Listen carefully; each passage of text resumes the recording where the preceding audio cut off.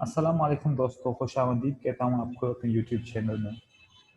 कुछ दोस्तों की रिक्वेस्ट थी कि हमें रिव्यू कोर्स चाहिए प्राइस एक्शन का, तो मैंने इसका आगाज़ किया है। आज से मैंने वीडियो रिकॉर्ड करना शुरू किए, जिसके अंदर आपको पूरा कोर्स बिल्कुल कम टाइम में रिव्यू करवाऊँगा, जिसके अंदर आपको सिर्फ 1 से 2 घंटे चाहिए होंगे। आप सारे कॉन्सेप्ट कैंडलस्टिक की डेवलपमेंट से लेके सपोर्ट एंड रेजिस्टेंस, मार्केट का स्ट्रक्चर और स्ट्रेटजी सब कवर होंगे। क्योंकि जो कोर्स मैंने अपलोड किया है उस कोर्स के अंदर बहुत सारी वीडियोस हैं। अगर वो आप देखना चाहें तो 3 से 4 दिन लग जाते हैं आपको वो सारी वीडियोस कंप्लीट करने के लिए। लेकिन जब कोर्स को रिव्यू करना चाहें तो इस वीडियोस के अंदर आप सारा कोर्स बहुत कम वक्त में रिव्यू कर सकते हैं। तो मैं इस कोर्स का आगाज़ करता हूँ कैंडलस्टिक की डेवलपमेंट से। अच्छा, और दोस्तों का कहना था कि वो हिंदी उर्दू में होना चाहिए ताकि हम सही तरीके से समझ सकें। कभी कभार लैंग्वेज का मसला होता है। तो हम यहाँ से स्टार्ट करते हैं। सबसे पहले हमारा टॉपिक है डेवलपमेंट। कैंडलस्टिक की डेवलपमेंट, हम क्यों कैंडलस्टिक को यूज़ करते हैं ट्रेडिंग करने के लिए। क्या रीज़न है कि हम लाइन चार्ट इस्तेमाल नहीं करते या बार चार्ट इस्तेमाल नहीं करते। तो हम अपने इसका इंट्रोडक्शन करते हैं।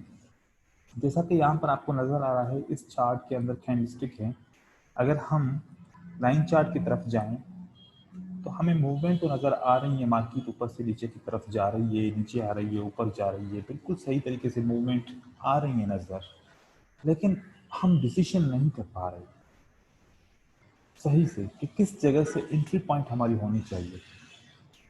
एंट्री पॉइंट को ढूंढना बहुत ज़रूरी होता है, जहाँ पर हम डिसाइड कर सकें, जहाँ पर हम ट्रेड कर सकें, कॉल ऑप्शन के लिए या पुट ऑप्शन के लिए। इस कोर्स के अंदर हम कैंडलस्टिक के ऊपर बातें करेंगे, कैंडलस्टिक को समझेंगे, क्योंकि हमें डिसाइड करने के लिए, डिसीजन लेने के लिए हमें एक इंफॉर्मेशन चाहिए, जो इंफॉर्मेशन इस लाइन चार्ट के अंदर मौजूद नहीं है। अगर है तो कम है। कुछ इंफॉर्मेशन हम यहाँ से लेंगे, जैसे कि आप देख रहे हैं कि प्राइस मूव कर रही है किसी एक डायरेक्शन के अंदर। तो जब डायरेक्शन की बात करते हैं और प्राइस की बात करते हैं, और जब ये प्राइस मूव कर रही है तो साथ में टाइम भी चल रहा है, तो तीन चीजें हमारे पास मौजूद होती हैं। एक हमारे पास टाइम होता है, हमारे पास प्राइस होती है, और हमारे पास डायरेक्शन होती है।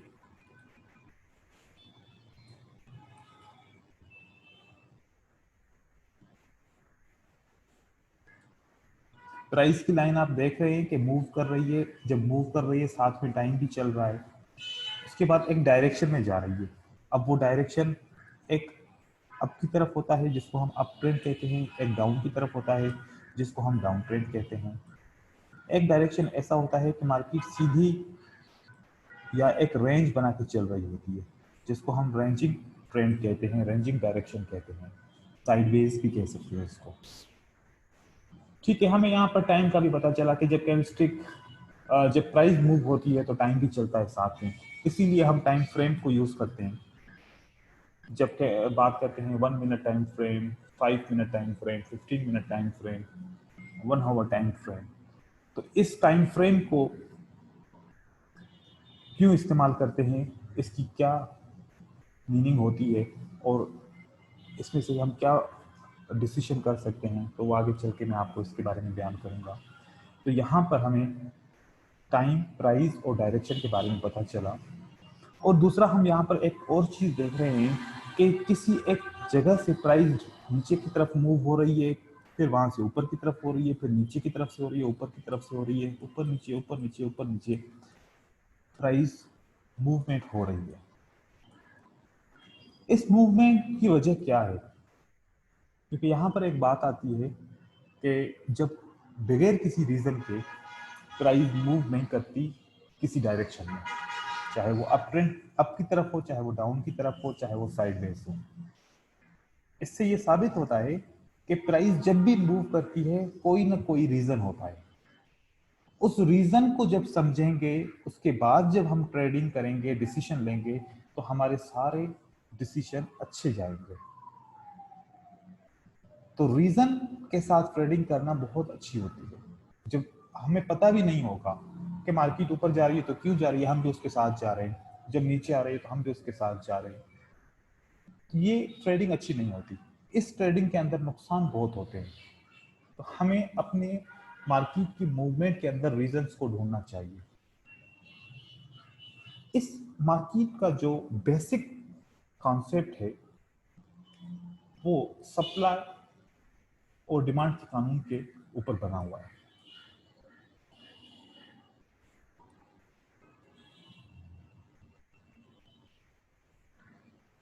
जब भी मार्केट के अंदर सप्लाई आती है, किसकी सप्लाई? इस करेंसी पेयर की। इस currency pair euro versus USD, इन दोनों का हम कंपेयर करते हैं कि कौन सी करेंसी की वैल्यू बढ़ रही है। अगर यूरो की बढ़ती है तो यूएसडी की गिरती है। इस वजह से लोग यूरो की डिमांड रखते हैं कि यूरो डिमांड करें, क्योंकि यूरो बढ़ रहा है तो आने वाले वक्त में यूरो और बढ़ जाएगा। तो डिमांड तब होती है जब यूरो की डिमांड, यूरो की वैल्यू बढ़ती है। और सप्लाई तब होती है जब यूरो नीचे गिरना शुरू होता है यूएसडी के वर्सेस, तो डाउन ट्रेंड बनना शुरू हो जाता है। और जब डाउन ट्रेंड बनता है तो लोग पैनिक में आके सेल करना शुरू करते हैं, और सेल जब करते हैं तो प्राइस नीचे की तरफ गिरती है। तो बाय करने से ज्यादा सेलिंग होती है। सेलिंग को हम कह सकते हैं कि ये सप्लाई है सेलर्स की तरफ से, कि वो करेंसी को एक्सचेंज कर रहे हैं ताकि उनको कम नुकसान हो जब प्राइस नीचे की तरफ गिर रही है। तो इस प्राइस एक्शन के कोर्स के अंदर हमें बहुत सारी चीज़ों को समझना है कि सप्लाई क्यों होती है, डिमांड क्यों होती है। इस सप्लाई और डिमांड की वजह से ही प्राइस ऊपर से नीचे की तरफ मूव होती है, नीचे से ऊपर की तरफ मूव होती है। बहुत सारे लोगों का सवाल होता है कि सपोर्ट एंड रेजिस्टेंस क्या होता है। अब सपोर्ट एंड रेजिस्टेंस एक लेवल इसको कहते हैं। एक ऐसी लेवल जब प्राइस नीचे की तरफ से आ रही हो और इस लेवल को टच करने के बाद जो रिएक्शन हो कि प्राइस नीचे आना शुरू हो जाए, तो इस रिएक्शन को जब हम देखते हैं तो हम ये कहते हैं कि ये वाली जो लेवल थी ये रेजिस्टेंस की लेवल थी।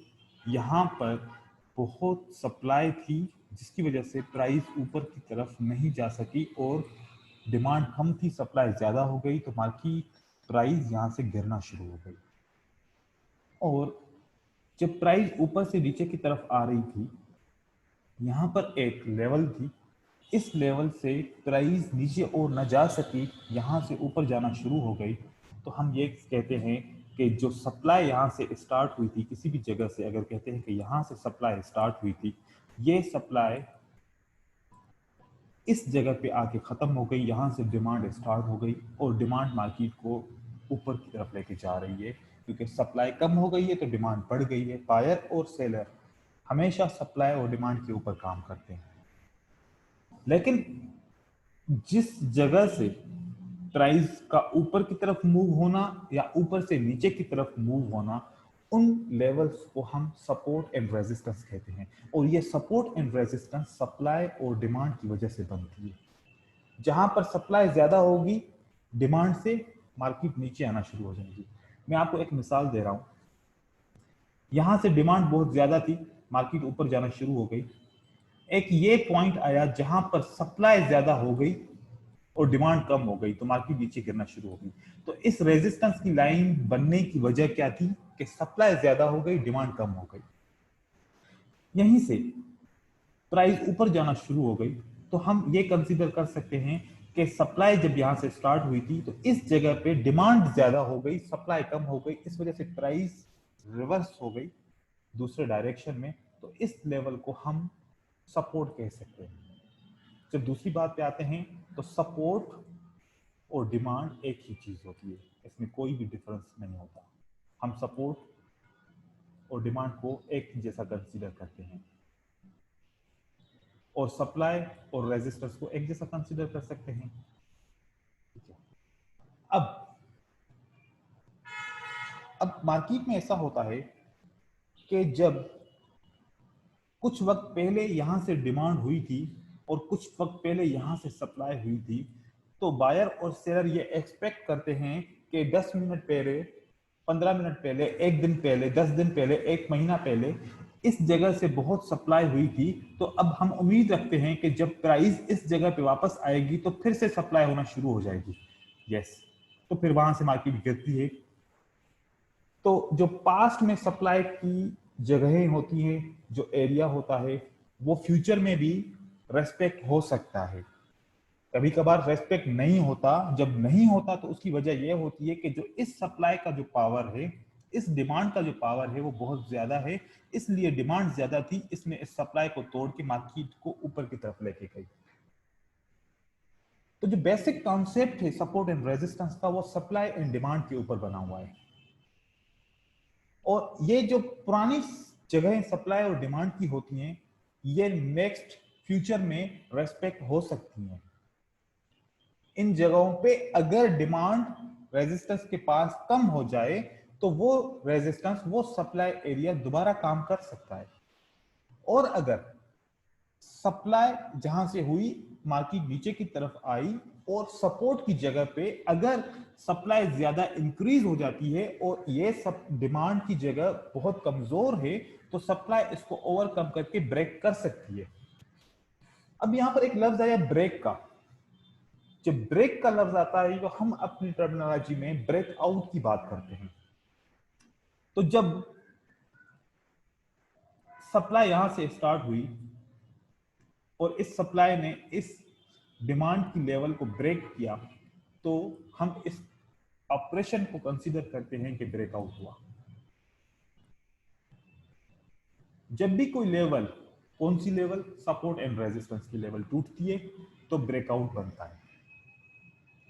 अब इस ब्रेकआउट जब भी बनता है तो ब्रेकआउट की स्टडी ये है कि ब्रेकआउट होने के बाद दो किस्म के ब्रेकआउट कंसीडर किए जाते हैं, एक फॉल्स ब्रेकआउट, एक ट्रू ब्रेकआउट। जो फॉल्स ब्रेकआउट होता है वो दोबारा मार्केट को ऊपर की तरफ लेके आता है, और जो ट्रू ब्रेकआउट होता है वो रिटेस्ट करता है। किसको? जिस लेवल को ब्रेक करता है या उससे पहले कोई लेवल होती है, तो इसने इसको ब्रेक किया लेकिन रिटेस्ट किया। रिटेस्ट करने के बाद मार्केट वापस नीचे आना शुरू हो गई, तो अब हम कंसीडर करते हैं कि कोई ट्रेंड स्टार्ट हो गया इस ब्रेकआउट के बाद।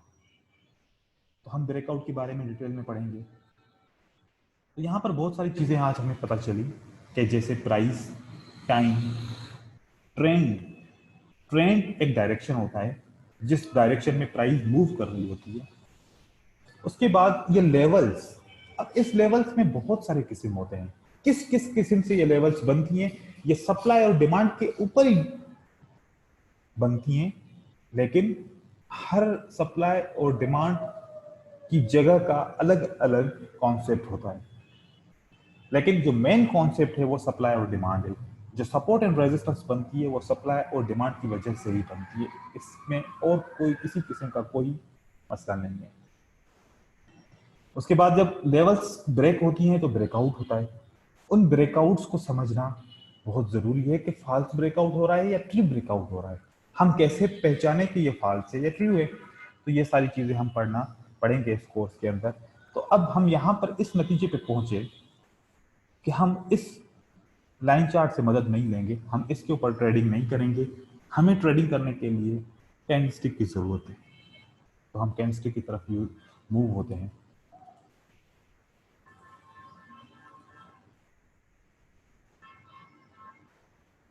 कैंडलस्टिक, कैंडलस्टिक इस शेप की होती हैं। इसके अंदर कुछ इंफॉर्मेशन होती है। कलर ट्रेंड को रिकॉग्नाइज करता है। अगर आपको ग्रीन कलर मिल रहा है, ग्रीन कलर का मतलब कि ट्रेंड बुलिश है। रेड कलर मिल रहा है, ट्रेंड बियरिश है। लेकिन कभी कभार लोग अपनी पसंद के खातिर कलर को चेंज भी करते हैं कैंडल्स को, लेकिन हमें इनके अंदर की इंफॉर्मेशन को समझना है कि जब किसी एक कैंडल के अंदर ओपन नीचे की तरफ से हो और क्लोज ऊपर की तरफ से हो तो हम इसको समझते हैं कि प्राइस इंक्रीज हुई और ये बुलिश कैंडल हुई और बुलिश बायर की तरफ से होती है। और जब हम ये समझते हैं कि प्राइस ऊपर की तरफ से ओपन हुई और नीचे की तरफ क्लोज हुई तो ये हम सेलर की तरफ से समझते हैं इसको कि सेल हुआ, सप्लाई हुई। जब सप्लाई होती है तो प्राइस नीचे गिरती है, जब डिमांड आती है तो प्राइस ऊपर की तरफ जाती है। इसी ऑपरेशन के अंदर कुछ और भी चीजें होती हैं। कभी प्राइस ओपन की जगह से ओपन होते ही फिर नीचे की तरफ आ जाती है और नीचे से फिर एक पुश आता है कि मार्केट ऊपर की तरफ चली जाती है और इतना ऊपर चली जाती है कि वहां से फिर से रिजेक्शन मिलती है तो मार्केट नीचे आ जाती है। तो यहाँ पर एक रिजेक्शन का लफ्ज आया हमारे पास। तो ये रिजेक्शन क्या होती है? रिजेक्शन, जबकि यहां पर हमें पता चला कि दो पार्टीज होती हैं, एक बायर्स एक सेलर्स। तो जब बायर की प्राइस ऊपर की तरफ जा रही होती है तो उसको कंट्रोल करने के लिए सेलर्स पुश करते हैं कि हम बायर को किसी तरीके से वीक करें ताकि हम सप्लाई करना शुरू करें, ताकि यहाँ पर फॉरेक्स मार्केट और बाइनरी ऑप्शन में ये कॉन्सेप्ट होता है कि जब सेल करेंगे और मार्केट नीचे की तरफ क्लोज होगी तो हमें ज्यादा प्रॉफिट होगा, और अगर हम बाय करेंगे मार्केट ऊपर की तरफ क्लोज होगी तो हमें प्रॉफिट होगा। तो सेलर और बायर की जंग हमेशा चलती रहती है। वो एक दूसरे को कमजोर करने की बहुत कोशिश करते हैं। जब अगर सेलर ने बायर को कमजोर कर दिया तो वहां से सेलर स्टार्ट होते हैं, अपनी सेल करना शुरू करते हैं। जब सेलर को बायर कमजोर करते हैं तो बायर स्टार्ट होते हैं। लेकिन हमें इस कैंडलस्टिक के अंदर जो इंफॉर्मेशन मिलती है हमें उसको पहले समझना है ताकि हम डिसाइड कर सकें कुछ। और डिसाइड करने के लिए जब प्राइस नीचे की तरफ से स्टार्ट होगी, ओपन नीचे होगा क्लोज ऊपर होगा, तो हम समझ जाएंगे कि ये बायर की कैंडल है। उसके बाद लो बायर से पुश होता है। जब नीचे मार्केट आती है यहां से बायर पुश करते हैं और ऊपर की तरफ चली जाती है तो इसको लो काउंट करते हैं और यहाँ इसको हाई काउंट करते हैं कि यहाँ तक प्राइस गई थी, यहाँ से फिर वापस नीचे आ गई। इसी तरीके से सेलर की कैंडल में सिर्फ समझना यही है कि हाई लो तो सेम होता है, लेकिन ओपन और क्लोज बायर की कैंडल से बिल्कुल मुख्तलिफ होता है। आपको ये बस दो चीजें समझनी है यहाँ पर कि सेलर की कैंडल के अंदर ओपन ऊपर की तरफ से होता है और बायर की कैंडल में ओपन नीचे की तरफ से होता है, और क्लोज सेलर की कैंडल में नीचे होता है, बायर की कैंडल में ऊपर की तरफ होता है। तो अब इस इंफॉर्मेशन से हम अभी तक कोई भी डिसीजन नहीं ले पा रहे। हमें मजीद और इंफॉर्मेशन चाहिए कि हम कैसे समझे कि हमें कब बाय करना चाहिए कब सेल करना चाहिए। तो उसको समझने के लिए हमें कैंडलस्टिक की शेप्स और उसकी स्ट्रेंथ और उसकी वीकनेस को समझना होगा। स्ट्रेंथ और वीकनेस को समझने के लिए हम यहाँ पर चलते हैं कैंडलस्टिक रेंजेस के अंदर।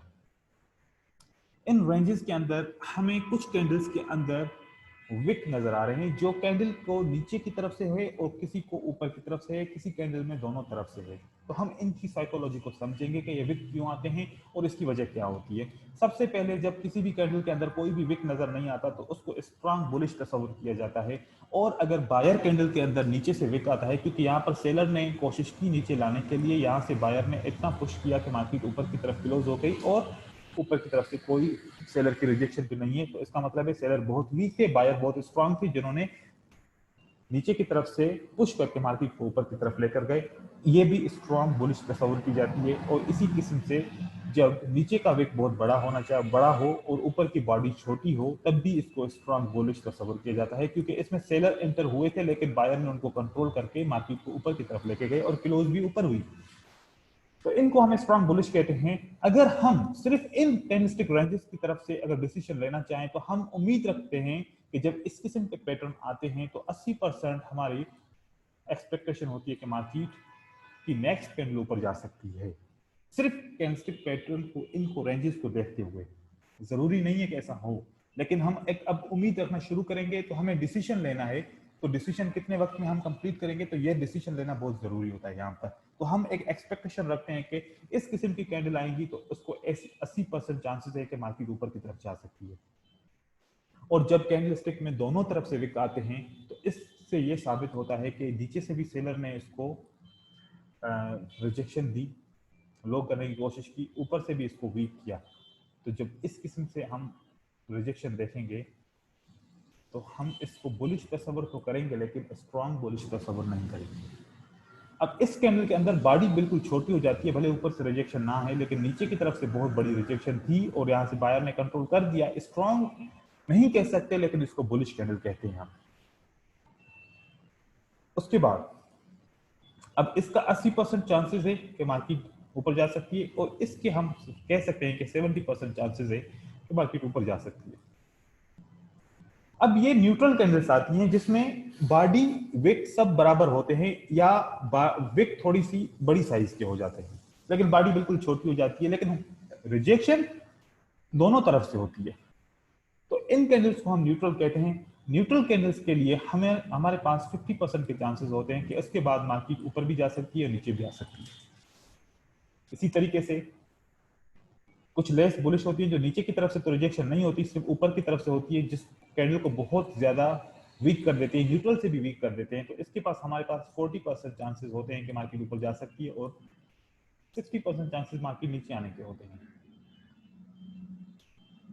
उसके बाद ये सेम रेड कैंडल्स में हम आते हैं। तो रेड कैंडल्स के अंदर ऊपर की तरफ से रिजेक्शन होती है तो वो स्ट्रांग होती हैं। अगर नीचे की तरफ से रिजेक्शन बायर कैंडल में होती है तो तब वो स्ट्रांग होती हैं। तो हमें ये समझना है फर्क, जब बायर कैंडल नीचे से स्ट्रांग, नीचे से रिजेक्शन होगी तो तब वो स्ट्रांग कहलाती है, और सेलर कैंडल ऊपर से रिजेक्शन हो तो फिर स्ट्रांग कहलाती है, और जब दोनों तरफ से हो तो फिर स्ट्रांग नहीं, फिर बियरिश कह सकते हैं इसको। और जब बॉडी छोटी हो जाए और दोनों तरफ से विक बड़े हो जाए तो इसको हम न्यूट्रल कह सकते हैं। स्ट्रांग या bearish candle, simple bearish candle नहीं कह सकते, न्यूट्रल बियरिश कैंडल कह सकते हैं। और जब बॉडी बिल्कुल छोटी हो जाए, विक बहुत बड़े हो जाए, हम इसको लेस बियरिश कह सकते हैं। परसेंटेज वही हमारी होगी। तो अब हमें थोड़ा सा आइडिया हो गया कि हम अगर डिसीजन लेना चाहें तो इन चीजों के ऊपर डिसीजन ले सकते हैं, लेकिन जरूरी नहीं है कि ये परसेंटेज फॉलो करे। हमें और इंफॉर्मेशन चाहिए होगी इनको समझने के लिए। तो हम आगे की तरफ चलते हैं कि हम इनको किस तरीके से समझें।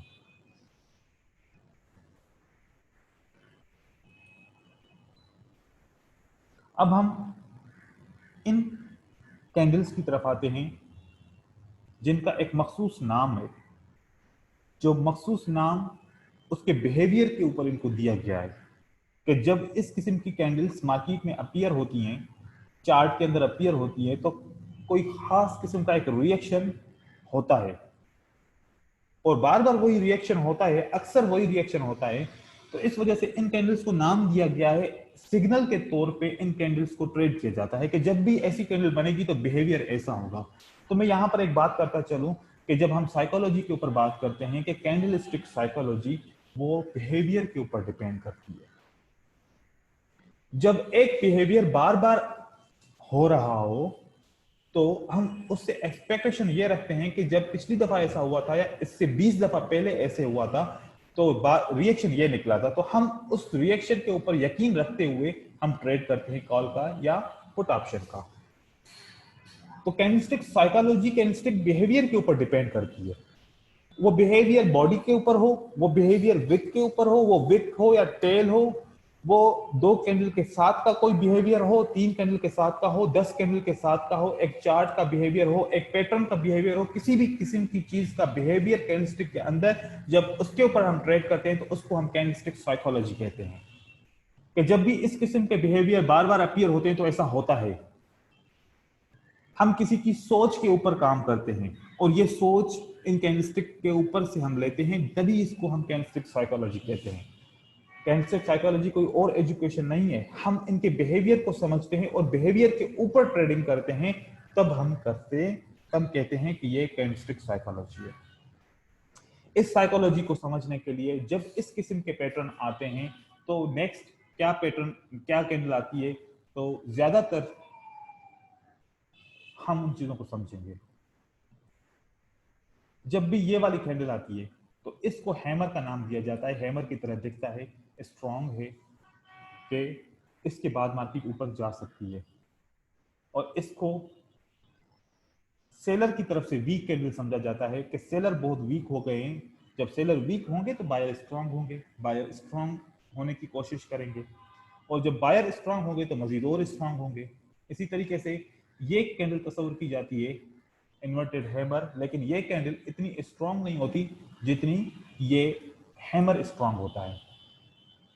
जितना इसका पावर है हम उतना इसका पावर कंसीडर कर सकते हैं।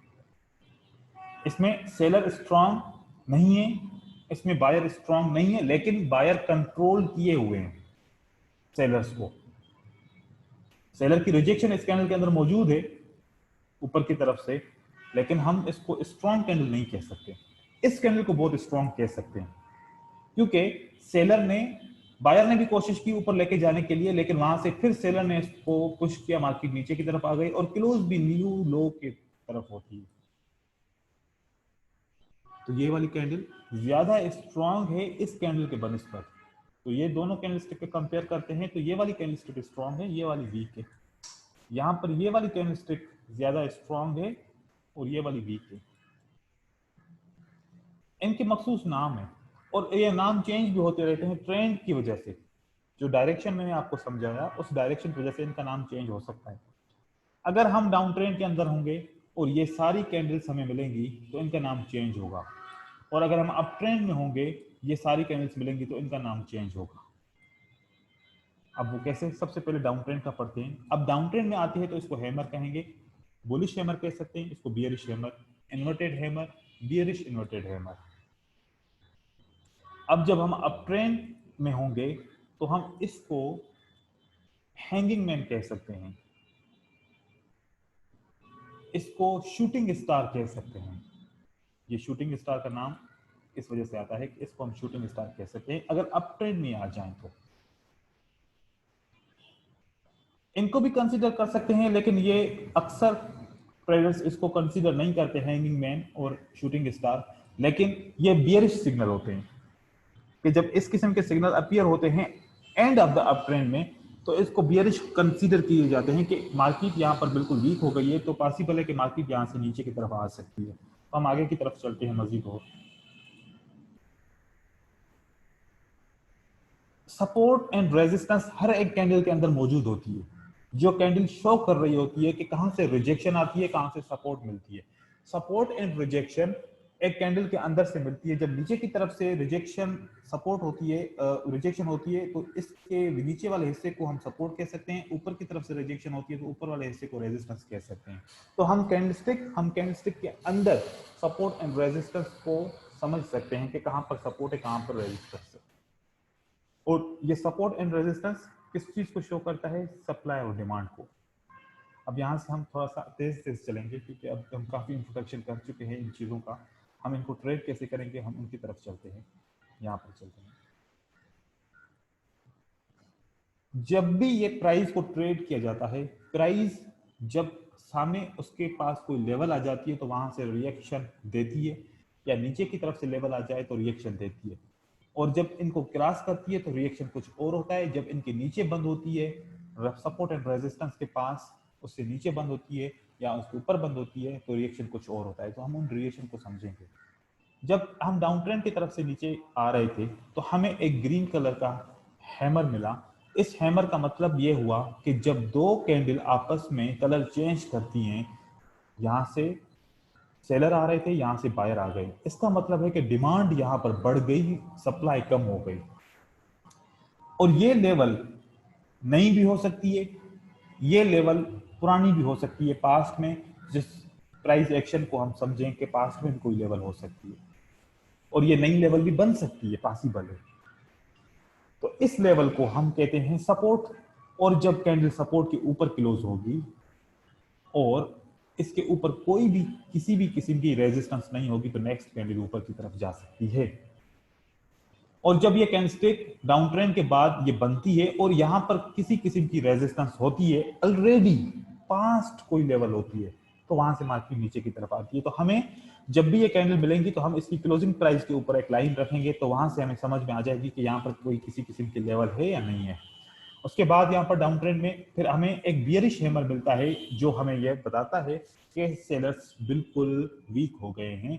अगर इसकी क्लोजिंग प्राइस के पास पुरानी या किसी किस्म की कोई सपोर्ट वगैरह होती है, या इसमें कोई विक होता है, विक के नीचे क्लोज होती है, क्योंकि विक सपोर्ट एंड रेजिस्टेंस को शो करते हैं, वहां से रिजेक्शन आती है तो डिमांड और सप्लाई चेंज होती है वहां पर। तो यहाँ पर अगर कोई सपोर्ट होगी तो मार्केट ऊपर की तरफ जाएगी, अगर कोई सपोर्ट नहीं होगी या सपोर्ट को क्रॉस कर चुका है तो फिर मार्केट नीचे की तरफ आएगी।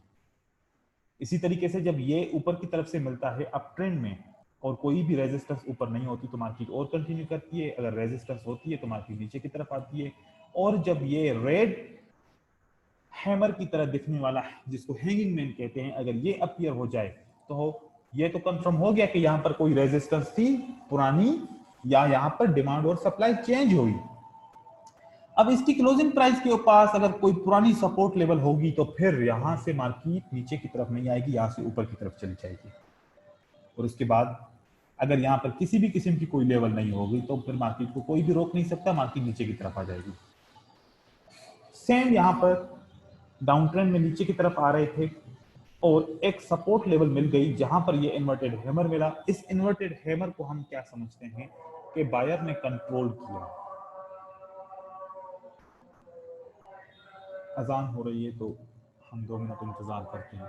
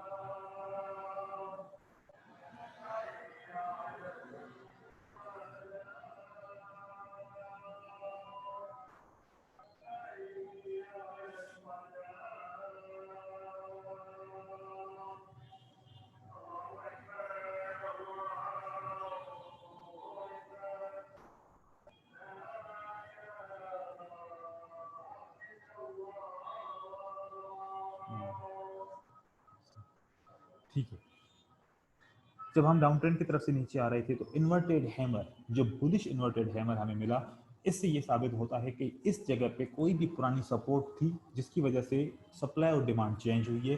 सप्लाई डिमांड जब चेंज हुई तो हम देखेंगे कि इसकी क्लोजिंग प्राइस पे अगर सप्लाई पुरानी है, कोई रेजिस्टेंस जिसको कहते हैं है होगी तो मार्केट नीचे की तरफ आएगी, अगर नहीं होगी तो फिर मार्केट ऊपर की तरफ जाएगी। यहाँ पर भी सेम, अगर रेजिस्टेंस थी तो मार्केट नीचे की तरफ आ गई, नहीं होती तो फिर इसकी तरफ ऊपर की तरफ चली जाती। अब ये जब पैटर्न बनता है बियरिश इन्वर्टेड हैमर तो बहुत ज्यादातर जो चांसेस होते हैं मार्केट नीचे की तरफ कंटिन्यू करती है। अगर ये सपोर्ट यहां पर बहुत स्ट्रांग है, जिसको डिमांड कहते हैं, बहुत स्ट्रांग है, इससे पहले कोई डिमांड थी जिसमें बहुत ज्यादा मूवमेंट आई ऊपर की तरफ से, तो पॉसिबल है यहां से चेंज हो जाए, मार्केट ऊपर जाए, लेकिन अक्सर मार्केट नीचे की तरफ आती है। उसके बाद यहां देखें कि इसने इस सपोर्ट या रेजिस्टेंस, जिसको ऊपर की तरफ से होगी तो रेजिस्टेंस होगी, उसको इसने क्रॉस किया, इसकी क्लोजिंग प्राइस के पास कोई भी रेजिस्टेंस नहीं है तो मार्केट ऊपर की तरफ जाएगी। यहां पर रेजिस्टेंस है, मार्केट नीचे की तरफ आएगी। अब ये शूटिंग स्टार बन गया हमारा, इसको हम शूटिंग स्टार कहेंगे, इसको बियरिश इन्वर्टेड हैमर नहीं कहेंगे, शूटिंग स्टार होगा। अब जहां पर कोई रेजिस्टेंस थी इसकी वजह से ये रेड कैंडल बनी है। रेड कैंडल ऐसी बनी कि बायर ऊपर की तरफ गए, यहां पर भी कोई रेजिस्टेंस थी, वहां से पुश हुआ मार्केट में तो मार्केट नीचे की तरफ आई और यहां पर क्लोज हो गई। लेकिन हुआ ये कि जब ये वाली कैंडल क्लोजिंग प्राइस एक ऐसी जगह पे क्लोज हुई जहां पर ऑलरेडी एक सपोर्ट थी पास्ट में, वो सपोर्ट मुख्तलिफ किस्म की हो सकती है, हम इस क्लास के बाद हम सपोर्ट एंड रेजिस्टेंस की तरफ जाएंगे, फिर हम दूसरे पैटर्न पढ़ेंगे। तो ये यहां से सपोर्ट के पास क्लोज हुई तो मार्केट ऊपर की तरफ चली गई और यहां पर कोई भी सपोर्ट नहीं है, मार्केट नीचे की तरफ आ गई।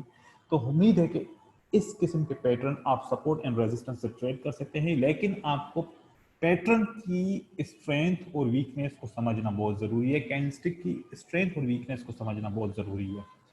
अब इसके बाद हम चलते हैं कुछ सपोर्ट एंड रेजिस्टेंस के बेसिक कॉन्सेप्ट को समझने के लिए। कि कहाँ कहाँ पर मार्केट में कैसे कैसे रिएक्शन होता है, क्योंकि आगे जब हम दूसरे पैटर्न पढ़ेंगे तो उसमें हमें सपोर्ट एंड रेजिस्टेंस को बहुत इस्तेमाल करना पड़ेगा। तो हमें सपोर्ट एंड रेजिस्टेंस के लिए बहुत सारे ख्यालात होने चाहिए।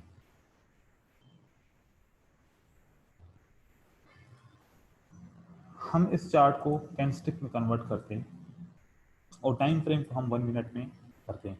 जब मैं टाइम फ्रेम की बात कर रहा था, टाइम प्राइस के साथ टाइम चलता है, तो यहाँ पर टाइम फ्रेम के पास आते हैं। तो टाइम फ्रेम के अंदर बहुत सारे टाइम होते हैं जिसपे हमें ट्रेडिंग कर सकते हैं। 1 मिनट की कैंडल 1 मिनट की ट्रेडिंग कर सकते हैं, 5 मिनट की ट्रेडिंग भी कर सकते हैं, एक्सपायरी 5 मिनट का होगा। और 2 मिनट की कैंडल होती है तो 2 मिनट का पीरियड, उसके अंदर मूवमेंट। और जब प्राइस एक्शन की बात करते हैं तो इस 1 मिनट के अंदर ये एक्शन हुआ, इस 2 मिनट के अंदर 2 मिनट की कैंडल में जो एक्शन होगा वो जाहिर होगा। तो हम इसके अंदर जो प्राइस का मूव होता है, एक्शन टाइम को हमेशा डिनोट करता है, क्योंकि आप पढ़ चुके हैं पहले अपने स्कूल के अंदर कि जब एक्शन की बात करते हैं तो एक्शन हमेशा टाइम को शो करता है। तो प्राइस का एक्शन टाइम के अंदर, जो भी कोई टाइम आप सिलेक्ट करेंगे तो उसके अंदर जो प्राइस का एक्शन होगा वो आप उसके ऊपर कोई ना कोई डिसीजन लेंगे जिससे आप बाय कर सकते हैं या सेल कर सकते हैं। अब हमें सबसे पहले बेसिक कॉन्सेप्ट है, ये कहीं किताब में नहीं है कि कलर चेंज की सपोर्ट रेजिस्टेंस होनी चाहिए, नहीं। लेकिन मैं ये बात समझता हूँ कि हम जब अपनी आंखों से किसी चीज़ को देखते हैं, जब दो चीज़ों में कोई फ़र्क देखना होता है तो बहुत जल्दी में नज़र आ जाता है। दो कलर में भी फ़र्क बहुत जल्दी में नज़र आ जाता है। और यहाँ पर जब दो कलर नज़र आ जाते हैं तो वो कंफर्म होता है कि यहाँ पर कोई सपोर्ट या रेजिस्टेंस मौजूद है। जब ये दो कैंडल के अंदर आप देखेंगे, अगर इसके अंदर चेंज हुआ है तो हम चेंज कैसे लेंगे, जो दूसरे नंबर की कैंडल है इसकी ओपनिंग प्राइस के पास एक लाइन लगाएंगे और दूसरी इन दोनों कैंडलस्टिक की जो सबसे बड़ी विक होगी, या नीचे ये वाली होगी या ये वाली, इन दोनों में से हम देखें तो ये वाली विक बड़ी है तो एक ये लगाएंगे। अब हमारे पास पूरी रेंज बन गई सप्लाई की। जब दोबारा मार्केट यहाँ पर आएगी तो सप्लाई हो सकती है, जरूरी नहीं है कि सप्लाई हो सकती है। अगर यहां पर डिमांड वीक हो जाए, सप्लाई स्ट्रांग हो जाए, तब होगी। अगर डिमांड ज्यादा है तो इसको क्रॉस करके ऊपर चली जाएगी, जैसे कि यहां पर इसने कर लिया। अब यहां पर पता चल गया कि डिमांड ज्यादा है। और वो डिमांड ज्यादा कैसे पता कर सकते हैं, उसको पता करने के लिए हमें इस कैंडलस्टिक की फॉर्मेशन को समझना पड़ेगा। जो हम रेंजेस पढ़ के आए कैंडलस्टिक की, तो उसके अंदर हमने देखा कि कैंडलस्टिक की का बिहेवियर क्या है, इनकी साइकोलॉजी क्या बयान करती है कि कैंडलस्टिक स्ट्रांग है सारी या वीक है। अब देखा जाए तो हमें ये कैंडलस्टिक स्ट्रांग लग रही है, यहां से ये वाली। जो कुछ कैंडल्स न्यूट्रल हैं, बाकी स्ट्रांग है, हमें कोई भी इंटरप्शन नहीं होता है दूसरे सेलर की तरफ से। तो ये स्ट्रांग है, मूवमेंट स्ट्रांग है, तो मार्केट इसको ब्रेक कर सकती है और ब्रेक किया और ऊपर की तरफ चली गई।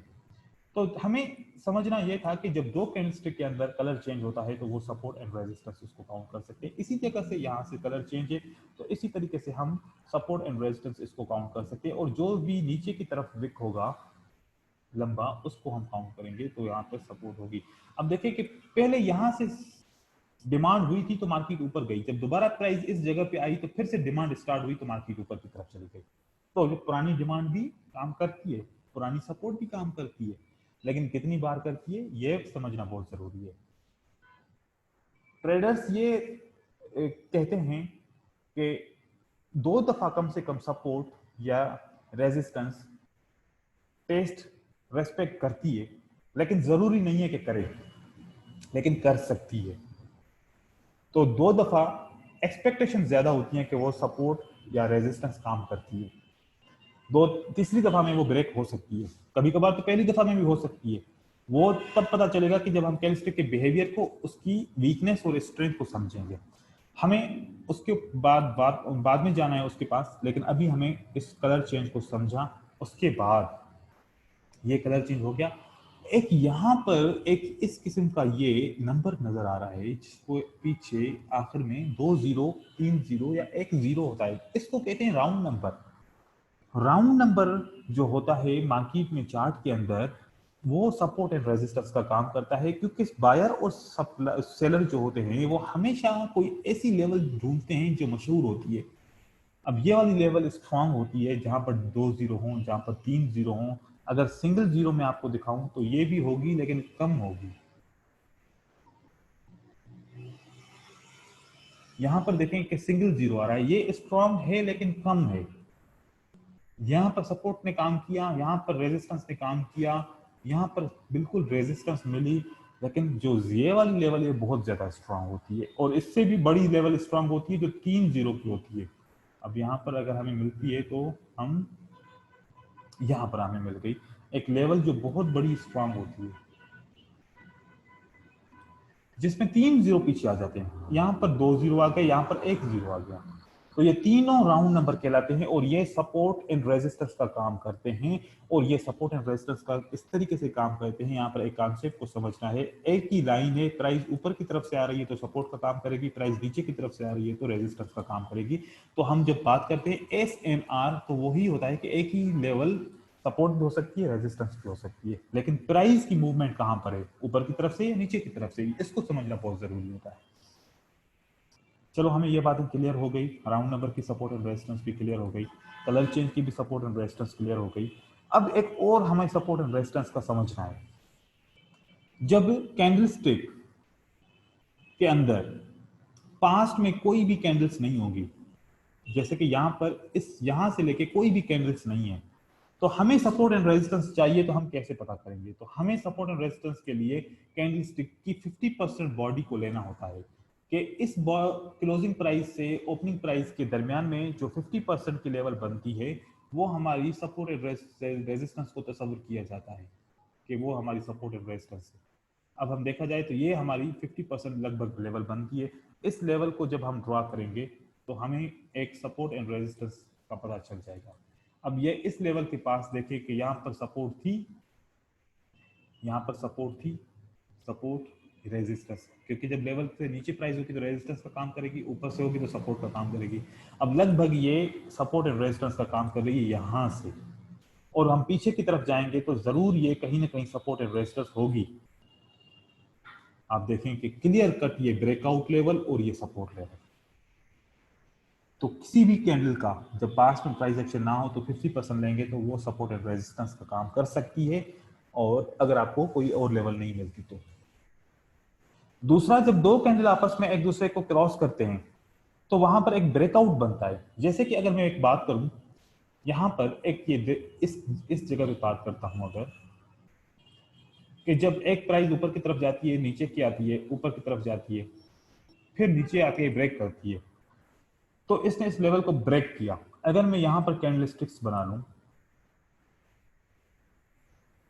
कैंडलस्टिक ऐसे होती हैं कि इसको हम एक कैंडलस्टिक काउंट करते हैं, इस मूवमेंट को, और यहां से प्राइस नीचे की तरफ आती है तो इसको फिर हम दूसरी कैंडलस्टिक काउंट करते हैं, अगर फॉर एग्जांपल, और दूसरी फिर ऊपर की तरफ जाती है यहां से। अब जो तीसरी नीचे की तरफ आती है तो ये ब्रेक करती है।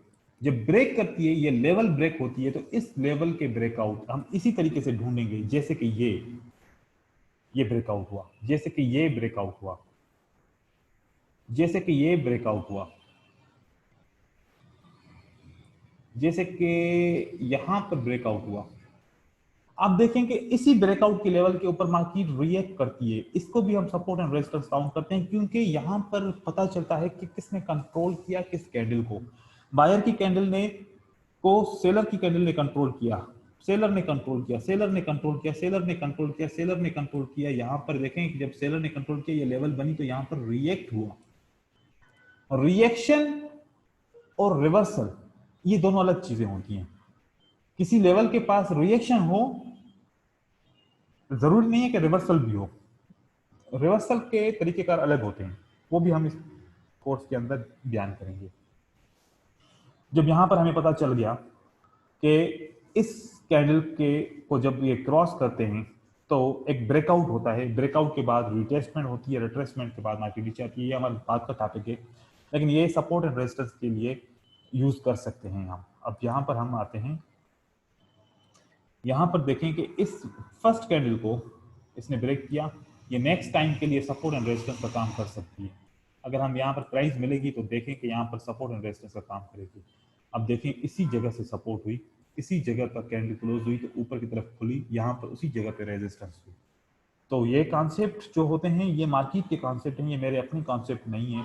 बस मैं आपको जो समझा रहा हूँ अपनी जबान के अंदर, आपको वो समझना है कि इनको किस तरीके के ऊपर अमल करना है। यहाँ पर इस लेवल को हम सपोर्ट कह सकते हैं, क्योंकि देखिए यहां पर भी सपोर्ट हुई, इसने इसको ब्रेक किया, ऑलरेडी यहां पर कलर चेंज भी है। और जब बायर क्रॉस करते हैं, अब जैसे कि यहां पर दूसरी कैंडल ने इसको क्रॉस किया, इसकी ओपनिंग प्राइस को, इसका मतलब है कि बायर ने कंट्रोल कर लिया सेलर्स को, तो ये लेवल डिमांड की लेवल कहलाती है। जब यहां पर प्राइस नीचे की तरफ होगी तो रेजिस्टेंस, ऊपर की तरफ से होगी तो सपोर्ट, और यहां पर रेस्पेक्ट भी हो रहा है। फर्स्ट कैंडल, सेकंड कैंडल भी इसको ब्रेक कर सकती है, तो सेकंड कैंडल ब्रेकआउट हम इसको कहते हैं। तो देखिए यहां पर इसने सपोर्ट ले लिया, और यहां पर ये देखें अभी आपके सामने कैसे हो रहा है, इसी लेवल को मार्केट रेस्पेक्ट करके ऊपर की तरफ जा रही है। तो ये यहां पर प्रूफ हो जाती है लेवल, कि ऐसी लेवल बनती हैं और इनके ऊपर काम होता है। जहां पर यहां इस लेवल की बात करते हैं कि इस कैंडल को यहां पर सेलर ने कंट्रोल किया, तो देखें कि यहां पर रिएक्शन, देखें यहां पर रिएक्शन ये हो रहा है। ये मेरा कॉन्सेप्ट नहीं है, ये मार्केट का कॉन्सेप्ट है। मार्केट के रूल्स एंड रेगुलेशन है, उनको अच्छे तरीके से फॉलो करेंगे, वो रिएक्शन भी करेंगे, रिवर्सल भी देंगे। आपको प्रॉफिट करने के लिए बहुत सारे अपॉर्चुनिटीज भी मिल सकती हैं अगर उनको आप फॉलो करेंगे तो। ठीक है, अब ये हमारी 3 बेसिक लेवल्स कवर हो गई, बाकी मजीद हम लेवल्स बाद में कवर करना शुरू करेंगे। अब हम फिर पैटर्न की तरफ चलते हैं। अब इसके बाद जब हम हमारे पास दूसरा पैटर्न एक आता है एंगल्फिंग का, तो एंगल्फिंग का जिस तरीके से मैंने आपको अभी अभी बयान किया कि जब ओपनिंग प्राइस कंट्रोल होती है बायर से, ब्रेक होती है, तो इसको हम ब्रेकआउट कहते हैं। और जब ब्रेकआउट होता है तो रीटेस्ट होता है, रीटेस्ट उसी लेवल का या इसके ऊपर कोई लेवल हो, जैसे कि ये लेवल है, तो इस लेवल का रिटेस्ट होकर यहाँ से मार्केट ऊपर जा सकती है, या फिर यहाँ इस लेवल से मार्केट ऊपर जा सकती है, कोई भी लेवल मार्केट रेस्पेक्ट कर सकती है। और इस कैंडल का मतलब ये होता है कि ये कैंडल ट्रेंड को शो करती है कि डाउन ट्रेंड था, और ये कैंडल शो करती है अप ट्रेंड को कि बायर अब कंट्रोल कर लिया इस कैंडल को। इसकी सपोर्ट एंड रेजिस्टेंस, ये कलर चेंज है तो ऑलरेडी हम कह सकते हैं कि पास्ट में कोई सपोर्ट एंड रेजिस्टेंस थी, या फिर यहाँ पर सप्लाई और डिमांड एक्सचेंज हो गई और यहाँ पर ब्रेकआउट हुआ, तो ये भी एक लेवल बन गई। यहाँ से आते हैं, हम डाउन ट्रेंड की तरफ से नीचे आ रहे थे, तो हमें एक ये कैंडल मिली, ये कैंडल मिलने के बाद हमें कलर चेंज हो गया, तो सप्लाई और डिमांड एक्सचेंज हो गई, और डिमांड ने इस सप्लाई को ओवर कंट्रोल कर लिया। कंट्रोल करने के बाद इस लेवल को भी हम काउंट कर लेंगे। अब तो हम जब भी जैसे ही ऐसे कैंडल स्टिक बनेगी तो हम इसको engulfing pattern, bullish engulfing pattern कहेंगे। नेक्स्ट हमारा इसको सपोर्ट एंड रेजिस्टेंस लगाएंगे। अब हमें 1 मिनट के लिए इंतजार करना है, अगर ये पैटर्न सच्चा होगा तो सेलर वीक होंगे या स्ट्रॉन्ग बायर की एंट्री होगी। इसके बाद देखें सेलर वीक हो गए इसी लेवल के पास, लेवल को क्रॉस ना करें, अगर क्रॉस करते हैं तो क्लोज उसके ऊपर हों। अब हमारी नेक्स्ट कैंडल जो होगी वो ऊपर की तरफ जाएगी, इसी तरीके से ट्रेंड बनेगा। अब हमारे पास सेम उसका अपोजिट पैटर्न बियरिश एंगल्फिंग बनता है। इस बियरिश एंगल्फिंग के पास हमारे पास ऊपर कलर चेंज है, तो सपोर्ट एंड रेजिस्टेंस हो सकती है पुरानी या नहीं, या सप्लाई और डिमांड का एक्सचेंज हो सकता है, और नीचे हमारा ब्रेकआउट होता है। इस लेवल को ये ट्रेंड को शो करती है अप ट्रेंड को, ये डाउन ट्रेंड को शो करती है कि डाउन ट्रेंड होने वाला है, और ये इसने ब्रेकआउट किया, तो इसका मतलब है कि सेलर्स कंट्रोल कर लिए मार्केट को। अब यहाँ से हमें वही इंतजार करना है कि 1 मिनट का हमें इंतजार करना पड़ेगा कि हमें रिट्रेसमेंट या वीक कैंडल जो नजर आएगी, तो उसके बाद हम सेलर का ट्रेड करेंगे। वो हो गया, उसके बाद मार्केट नीचे की तरफ आना शुरू हो जाएगी, और ये हमारा बुलिश इंगल्फिंग और बियरिश इंगल्फिंग पैटर्न कवर हो गया। उसके बाद हमारा पियर्सन लाइन पैटर्न आता है। Pearson line pattern bullish engulfing की तरह दिखने में उसके करीब लगभग होता है, लेकिन उसकी तरह नहीं होता। अब जैसे कि यहां पर ओपनिंग प्राइस और क्लोजिंग प्राइस में बहुत ज्यादा फर्क है, तो जरूरी नहीं है कि बाइनरी ऑप्शन में ये फर्क हो तभी हम इसको काउंट करेंगे, नहीं, अगर फर्क नहीं होगा तो तब भी हम काउंट कर लेंगे, लेकिन इसकी क्लोजिंग प्राइस से ऊपर प्राइस नहीं होनी चाहिए, इसके लगभग बराबर, और इससे नीचे हो तो हम काउंट कर लेंगे। अब हम जो इस कैंडल का जो ये डाउन ट्रेंड को शो कर रही है फर्स्ट कैंडल, इसका जो 50% होगा हम इसको सपोर्ट एंड रेजिस्टेंस काउंट करेंगे, क्योंकि हम पहले पढ़ के आए कि 50% लेवल सपोर्ट एंड रेजिस्टेंस होती है। जैसे ही इसकी 50% लेवल को ये ग्रीन कैंडल क्रॉस करेगी, तो हम समझते हैं कि 50% से बायर्स ने कंट्रोल कर दिया सेलर्स को। उम्मीद है, चांसेस है कि मार्केट ऊपर की तरफ जाएगी, लेकिन ये पैटर्न इतना स्ट्रांग नहीं है जितना बुलिश इंगल्फिंग स्ट्रांग होता है, ये उससे कम स्ट्रांग है। जब हम ये वाला पैटर्न पढ़ेंगे तो हमें इसमें सपोर्ट एंड रेजिस्टेंस एक ये मिलती है और एक ये मिलती है। आगे की तरफ चलते हैं। स्लाइड में, यहाँ पर हम डाउन ट्रेंड की तरफ से आ रहे हैं, कोई पार्ट्स में प्राइस एक्शन नहीं है, तब भी 50% ले सकते हैं, पीएससी लाइन बन रहा है तब भी ले सकते हैं। उसके बाद हम रिट्रेसमेंट कैंडल का वेट करेंगे, रिट्रेसमेंट कैंडल बनेगी 1 मिनट के लिए, इसके ऊपर क्लोज होगी तो उसके बाद हम ट्रेड करेंगे तो मार्केट ऊपर की तरफ जाएगी और एक अच्छा सा माइनर ट्रेंड या मेजर ट्रेंड बन सकता है। उसके बाद हमारा dark cloud cover, same opening और डिप प्राइस में फर्क हो तब भी सही है, ना हो तब भी हम काउंट कर सकते हैं। इसी तरीके से यहाँ पर अपीयर होता है, 50% लेवल को क्रॉस करता है और उसके बाद रिट्रेसमेंट कैंडल आती है। कभी कभार रिट्रेसमेंट कैंडल आती है, कभी कभार नहीं आती। जब नहीं आएगी तो इस तरीके से कैंडल रिजेक्शन लेके उस लेवल से वापस नीचे आएगी, अगर होगी तो उसके बाद हम ट्रेड करेंगे तो वो रेड कैंडल बन जाएगी। इसी तरीके से डाउन ट्रेंड स्टार्ट हो जाएगा और हम ट्रेड कर सकते हैं इस डाउन ट्रेंड के अंदर रेड कैंडल्स के ऊपर। उसके बाद फिर डोजी का टॉपिक है। इस डोजी के टॉपिक में मैं इसका इंट्रोडक्शन कराऊंगा और इसका फिर डिटेल जो हो वो नेक्स्ट वीडियो में दूंगा। डोजी कैंडलस्टिक हम इसको इनडिसीजन कैंडलस्टिक कहते हैं और ये इनडिसीजन इसलिए इसको कहते हैं कि जहां से प्राइस ओपन होती है वहीं पर आखिर में क्लोज होती है, मूवमेंट करती है, मूवमेंट करने के बाद वहीं पर वापस आके क्लोज होती है। तो कहते हैं कि इस पीरियड के अंदर कोई डिसाइड नहीं हो सका, कोई मूवमेंट कवर नहीं हो सकी। मूवमेंट तो हुई लेकिन मूवमेंट कवर नहीं हो सकी। कवर को क्या कहते हैं कि अगर यहां से ओपन हुई, यहां पर प्राइस क्लोज हुई तो ये कवर किया एरिया, यहां से नीचे की तरफ क्लोज हुई तो नीचे की तरफ एरिया कवर किया, तो यहां पर एरिया कवर नहीं होता, वहीं पर प्राइस रुकी रहती है। और जहां से इसको रिजेक्शन मिलती है तो उसको स्ट्रांग सपोर्ट और रेजिस्टेंस तस्वर किया जाता है कि यहाँ से कोई स्ट्रांग पार्टी है जो इसको रिजेक्ट कर रही है और हम इन डोजी की अपर और लोअर विक को सपोर्ट एंड रेजिस्टेंस तस्वर कर सकते हैं और स्ट्रांग। उसके बाद हर एक डोजी का अपना नाम है, इसको हम डोजी स्टार कहते हैं, dragon fly doji, gravestone doji, उसके बाद long range doji. Long range doji का शेप ऐसे हो सकता है। एक और किस्म का डोजी होता है जिसमें कोई भी मूवमेंट नजर नहीं आती, सिर्फ इस तरीके की मूवमेंट होती है, इसको फोर प्राइस डोजी कहते हैं।